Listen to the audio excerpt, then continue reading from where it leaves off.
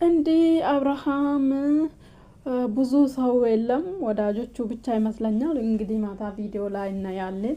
ለሄርሜላ ቀለበት አስሯል ማለት ነው። ቀለበት አስሯል። ትላንትና ብዙ ሲታሽቃብጥ ነበረ እና አብርሃም ቀለበት አስሯል። ምን ነው አብርሃም ቾኮልክ ትንሽ አልቾኮልክም? ሰላም ውድ የዩቱብ ተከታታዮቼ እንዴት ናችሁ? ደህና ናችሁ? ላይክ፣ ሼር፣ ሰብስክራይብ እያደረጋችሁ አበረታቱን። አብርሃም ቀለበት አስሯል። ቀለበት አስሮ መጣ ከሄርሜላ ጋር። አትመኑ፣ ተጋብቶ ልጅ እስኪወልዱ ድረስ አትመኑ አብርሃምን ማለት ነው። ምክንያቱም እንደምታውቁ ከዚህ በፊት ዳኒ እንደዚህ አይነት ፕሮግራም አዘጋጅቶ ምናምን ጽጌ ቀለበት አይቀበልም ያለችው ጊዜ ታስታውሳላችሁ። እነሱ የሚሰሩት ሁልጊዜ ፌክ ሊሆን ይችላል፣ እኛ አናቅም። እና ቡዜም ትላንትና ስታሽቃብጥ ነበረ።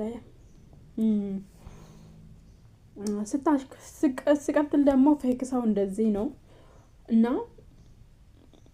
ዛሬ በቀለበት መጥቷል ማለት ነው። ያው ብዙ ሰው አልጠራም እንደ ፕሮግራሙ ላይ፣ ወይስ ፎቶ ላይ የተነሱት እነኚህ ብቻ ነው? ማታ የምናየው ይሆናል። ፕሮግራም አለ ወይ የለም? አሁን ፎቶ ላይ የታዩት ጓደኞቹ ብቻ ነው። እና ቀለበት አስሯል። አስሬ እኛ አይመለከተንም።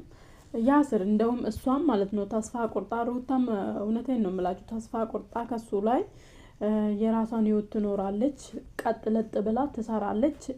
ሩታ እስከ ዛሬ ስቲል ነው ለሱ እየሰራች ነው። ብነግራትም አትሰማም። ስለዚህ የራሷን ህይወት ትኖራለች እሷ ከውን በኋላ አምና ማለት ነው። ይሰር ምን አገባን እኛ። እንግዲህ አናቅም። ፌክ ነው እውነት ነው።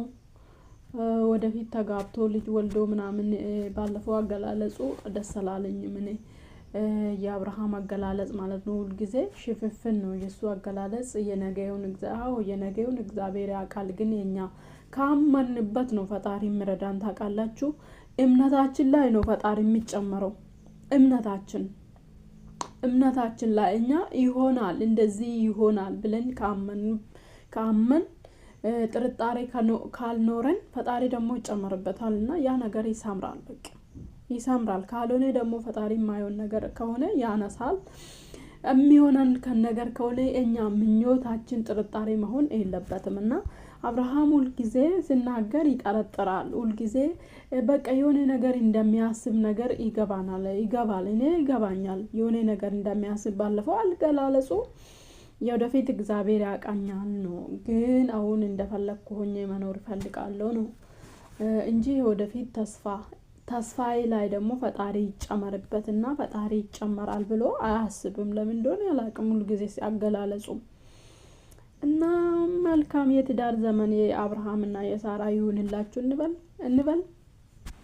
እንደፈለጋችሁ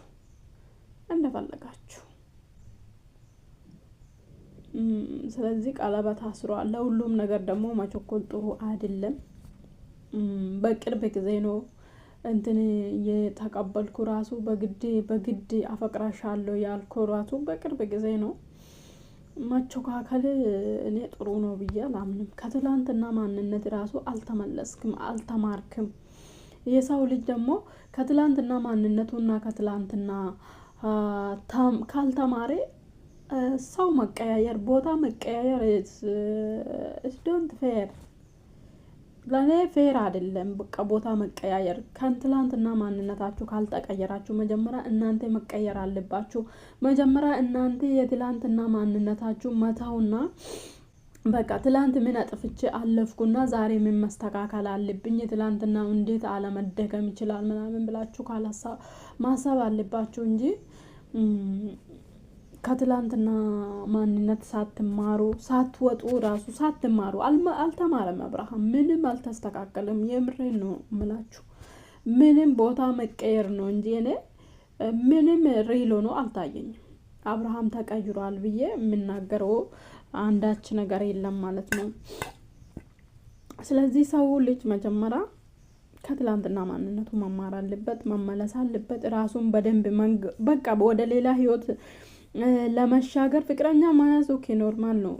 ወደ ሌላ ህይወት መሸገር አንድ ምዕራፍ እንትን ማለት ግን በደንብ ከትላንትና ማንነታችሁ መማር አለባችሁ ማለት ነው። ስለዚህ እሱ ቦታ መቀያየር ነው።